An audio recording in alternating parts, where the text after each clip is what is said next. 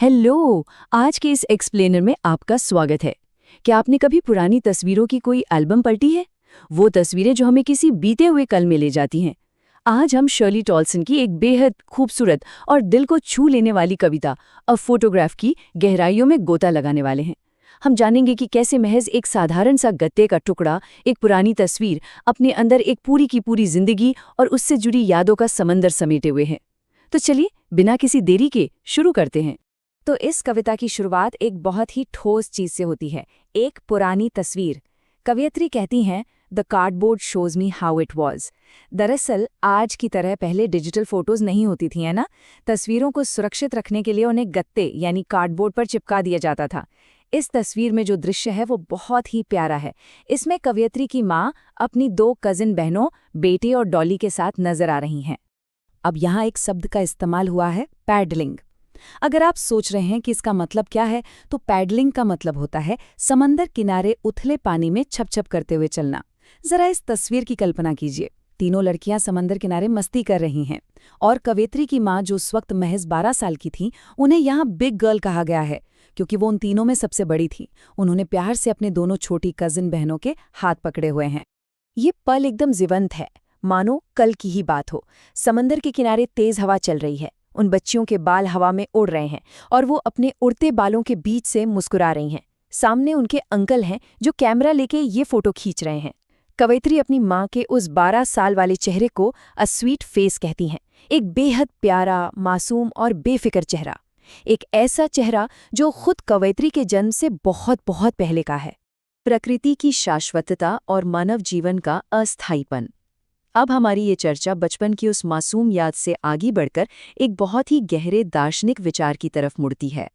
यहाँ पर ना एक बहुत ही गहरी बात छुपी है जो इस पूरी कविता की जान है। एक तरफ है द चेंजलेस सी, यानी वो समंदर जो कभी नहीं बदलता। जो समंदर उस तस्वीर में था वो आज भी वैसा ही है। और दूसरी तरफ है टेरिबली ट्रांजिएंट फीट, यानी इंसानों के वो कदम, वो जिंदगी जो बहुत ही अस्थायी है। समंदर हमेशा के लिए है, लेकिन इंसान की उम्र बहुत छोटी है। इन शब्दों के भारीपन को महसूस कीजिए। टेरिबली ट्रांजिएंट यानी बेहद अस्थायी या क्षणभंगुर। हम इंसान इस धरती पर कितनी जिंदगी जीते हैं? 60, 70 या शायद 90 साल। लेकिन ये प्रकृति, ये समंदर, ये तो हजारों लाखों सालों से यही है। तस्वीर में वो समंदर की लहरें उन बच्चियों के पैरों को धो रही हैं, जो हमें लगातार ये याद दिलाता है कि हमारा समय यहाँ बहुत सीमित है, जबकि प्रकृति का कोई अंत नहीं है। अगर हम समय के इस पहिए को देखें तो ये कहानी 3 अलग अलग समय कालों में सफर करती है। पहला पड़ाव वो है जब माँ 12 साल की थी और अपनी छुट्टियों का मजा ले रही थी। दूसरा पड़ाव उससे 20-30 साल बाद का है, जब माँ बड़ी हो चुकी थी और इस पुरानी तस्वीर को देखकर मुस्कुराती थी। और तीसरा पड़ाव है आज का वर्तमान, जहाँ माँ को इस दुनिया से गुजरे हुए 12 साल बीत चुके हैं। चलिए उस दूसरे पड़ाव की बात करते हैं। सोचिए, 20-30 साल बाद जब माँ खुद इस तस्वीर को देखती होंगी तो उनका रिएक्शन क्या होता होगा। वो इस पुरानी याद को देखकर खिलखिलाकर हंसती थीं। वो उंगली से इशारा करके दिखाती कि देखो बेटी और डॉली को, और देखो हमारे माता पिता ने हमें बीच पर जाने के लिए कैसे अजीबोगरीब कपड़े पहनाए थे। ये उनके लिए एक बहुत ही प्यारी नॉस्टैल्जिक याद थी। और फिर आती है इस कविता की शायद सबसे दिल को चीर देने वाली line, the C holiday was her past, mine is her laughter. माँ के लिए उनका वो खुशनुमा अतीत, वो समंदर किनारे बिताई गई छुट्टी थी। लेकिन आज कवयित्री के लिए उनका अतीत क्या है?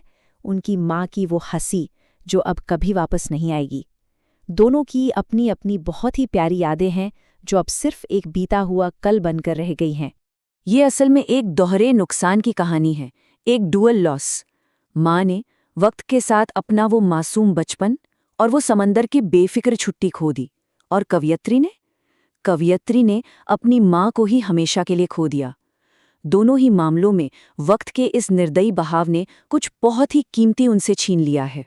इसी उलझी हुई भावना को समझाने के लिए एक बहुत ही कमाल का फ्रेज इस्तेमाल किया गया है, राय with laboured ease of loss.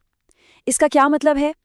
ये वो हल्की सी दर्द भरी मुस्कान है जो इंसान तब चेहरे पर लाता है जब वो अंदर से टूट चुका हो, जब आप किसी बहुत बड़े नुकसान को एक्सेप्ट करने की कोशिश कर रहे हों पर वो इतना आसान ना हो। माँ अपने बचपन के जाने पर और बेटी अपनी माँ के जाने पर दोनों ही इस भारी नुकसान के साथ समझौता करने की कोशिश कर रही हैं। दुख की खामोशी। अब हम इस चर्चा के आखिरी और सबसे शांत हिस्से में प्रवेश करते हैं, जो हमें सीधे वर्तमान के उस भारीपन से जोड़ता है। यहाँ एक बात गौर करने वाली है, एक बहुत ही मार्मिक संयोग। नंबर 12। आज कवयित्री की माँ को गुजरे हुए ठीक 12 साल हो चुके हैं। ये बिल्कुल वही उम्र है जो उस कार्डबोर्ड वाली पुरानी तस्वीर में माँ की थी। ये छोटा सा नंबर इस कविता के दुख को, इसके सूनेपन को और भी कई गुना गहरा कर देता है। और शायद इसीलिए आखिर में कवयित्री के पास कोई शब्द नहीं बचते। वो कहती हैं, देयर इज नथिंग टू से at all, it's silence silences. जब दर्द इतना गहरा हो जाता है, जब किसी के जाने का खालीपन इतना बड़ा हो जाता है, तो अल्फाज कम पड़ जाते हैं। अब बस खामोश हो जाते हैं, क्योंकि वो भारी सन्नाटा खुद ही सब कुछ कह देता है। और ये कोई आम शांति नहीं है।